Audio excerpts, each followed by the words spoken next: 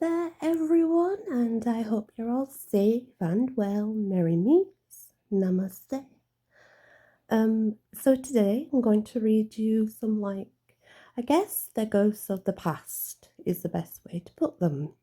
But I find them interesting, so I wanted to share, and I hope you do too.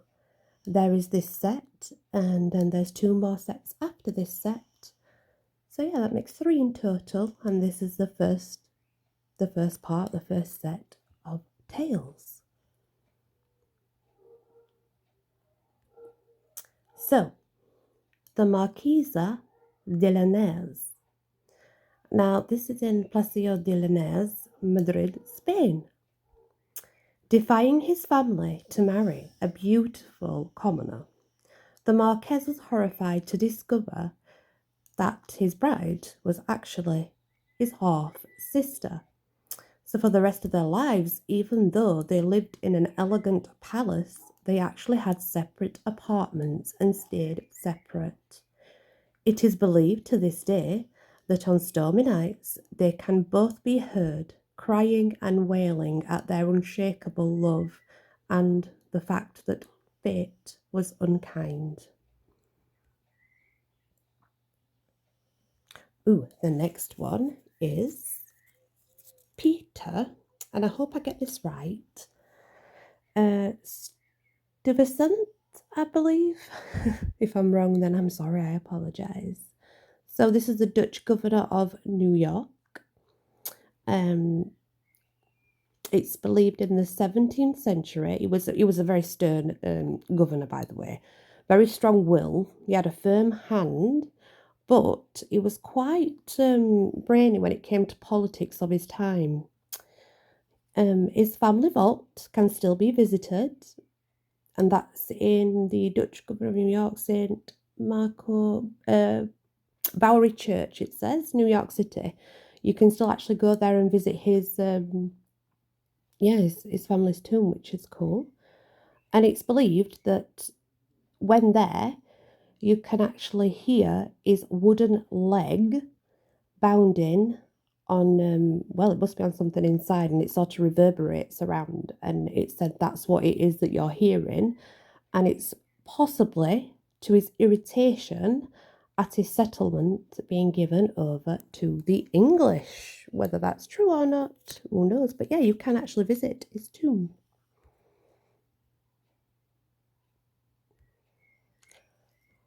Right.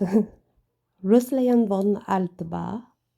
Basically, this is obviously it's more like a folklore than an actual full-on ghost story, but it's still very interesting. It's Bavarian, and it's a Bavarian woman who takes revenge on the Rothman family. It's known as a Germanic tradition of haunting a family rather than a place, which is kind of different. The Baroness seeks out the family of Count Johannes Rathnam as, he was an Australian noble who rampaged through the castle centuries ago, a long time ago. But what it means is his descendants that would be haunted. His male descendants, she would first appear as a beautiful woman, and then she would turn into a rotting corpse before their eyes and, stare them to death. That's the story, and it's Germanic, like I said, but the noblewoman would be a Bavarian noblewoman. So yeah, it's quite interesting.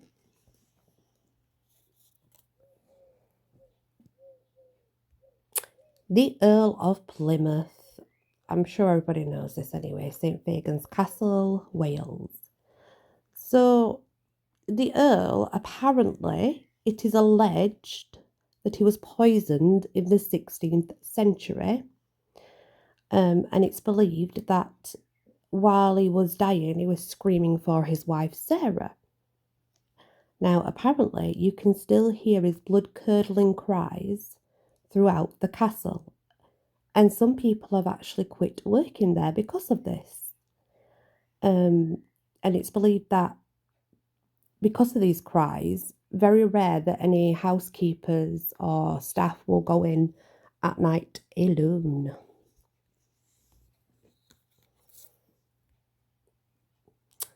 The Countess of Salisbury. Ooh. So, it's something to do with Henry the Eighth, I believe, Tower of London. Anyway, 70-year-old she were. 70-year-old. Countess, obviously, you would have thought would just accept her fate and lay her head on the actual stone to be beheaded, but she didn't. She stubbornly refused to put her head on the block. And she was like, no, I am not going to do that like a common criminal. Now, she fled her executioner, but apparently he hacked her to death as she ran, and this horrific scene is reenacted time and time again on the Tower grounds. Well, that's the story anyway. That's quite sad. Sir Eklund. So he had what is known as bat ears, I guess. It was a knight of Redan Castle, and that's Czech Republic. Sir Eklund had ears shaped like bat wings. Now, he did not like this deformity one bit, and he definitely didn't want it to be passed on to his family line, especially not his sons. So every newborn that he had each one examined for signs of the deformity, and unfortunately, one after another, they were put to the sword. Today, Eklund is seen on the battlements, and apparently he is bemoaning his pride and wailing at fate that he destroyed his own lineage for his own vanity, basically, because he didn't want them having bat ears. But yeah, it's kind of sad. Joseph Sellis. So he's the valet to the Duke of Cumberland, and this is St James's Palace. This is in London. So apparently the Duke screamed in the night for one of his valets, which was called Hugh. And when Hugh got in there to the Duke, he found him wounded. His sabre was covered in blood. Now, Sellis, his other valet, was called and he didn't actually come. Now, they went and found him sitting up in bed and his head nearly completely severed. The Duke said he'd wrestled with unseen forces, but obviously there was much gossip regarding the fact that maybe the Duke actually killed him. It's now reported that a nearly headless Sellis is roaming the palace to be seen for all.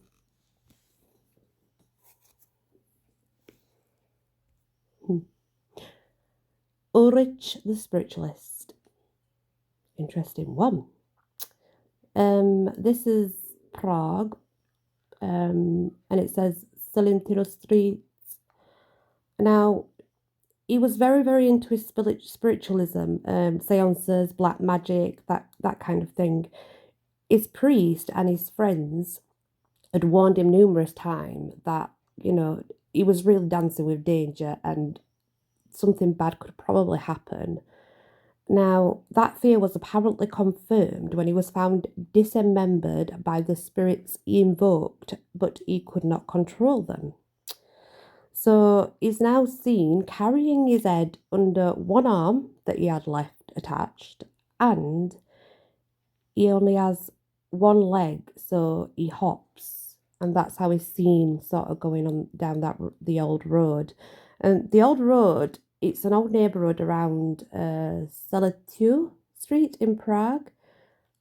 And you can correct me if I'm wrong, guys, which I do apologise. But yeah, apparently he used to invoke all these spirits and, he used to play with Ouija boards and seances and things and have them come into his home. And they actually killed him in the end because he could not control them. So, The French mayor. This is in Prague. Now, having commanded French forces during the capture of Prague in 1741, the major apparently died enraged at his soldiers and his fate, and his phantom was really bad-tempered and just mean, apparently, especially to sentries and anybody who sort of visited that had soldier in them, were a soldier, etc. And then all of a sudden, the locals say that, a lieutenant actually saluted him in the area, and now he's known to be a charming and courteous ghost.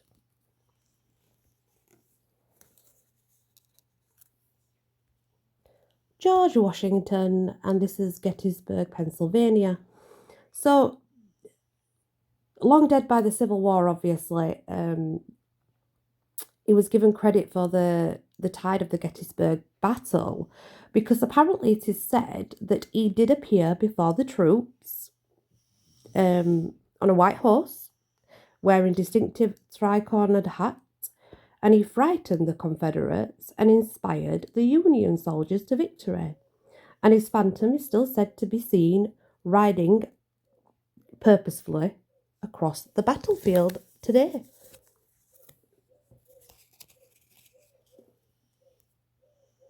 King Harold's army. So this is Surrey, obviously, Thunderfield Castle, Surrey. So the leader of this army is seen wearing a red dark cloak, apparently, and fair hair, and it's a wild tangle of mess. Now, the army itself is never actually seen, it is only heard. It's heard as it marches towards the defeat of the Battle of Hastings, and then as the marches go along, then you start hearing the clanking of swords, the neighing of horses, and apparently cold chills are always felt in that area. Sometimes when you hear it, and sometimes you don't hear anything, but the cold chill's quite extreme. And that still happens today.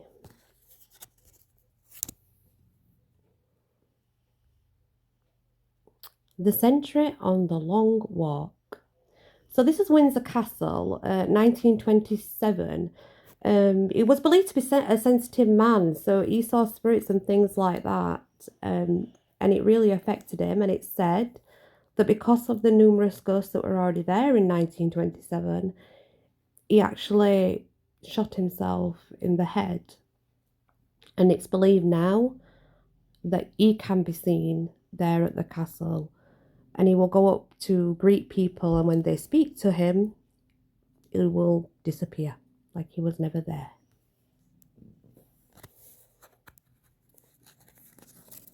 And this is the Legion of Rome. Now, it's usually a horse that's seen first, and then it'll follow one soldier after another soldier after another soldier. This is a treasurer's house as well, and it's a battle-weary place, and it's about legionnaires and how they used to accumulate in the cellar from their wounds and things like that. Now, it's said that they're seen to pass down the old Roman road, but they're 18 inches below the floor. So they're only seen from the knees up, and they continue their forward march to the blare of a horn.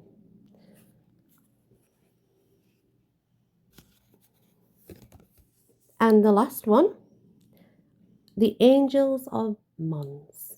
So this is World War I phenomena reported by troops in Belgium. So the British forces were holding back the Germans, as you can imagine, as they advanced to Paris. Now, it seemed that they were overrun, and they felt like this was time to retreat, or retreat was sort of inevitable, really. And in the sky, an angelic host, apparently the spirits of Agincourt bowmen, whose weapons turned into flaming swords, actually defended. Now, this was reported not only by British but by the German POWs. They also reported seeing this, and it was believed that's why there was no retreat. Anyway, guys, those are some stories which I hope you enjoyed, of course, and I appreciate you listening, taking the time to listen. I will upload definitely some more, and I have some readings to do. And there's 2 more sets, and I think I'm going to split them up so that all the women stories are all together and then the men's stories are together. I'll see how it goes, but I'll definitely upload some more, and I hope you enjoyed it. It's just something a little bit different, I guess. And yeah, I shall see you all soon. Thank you. Bye.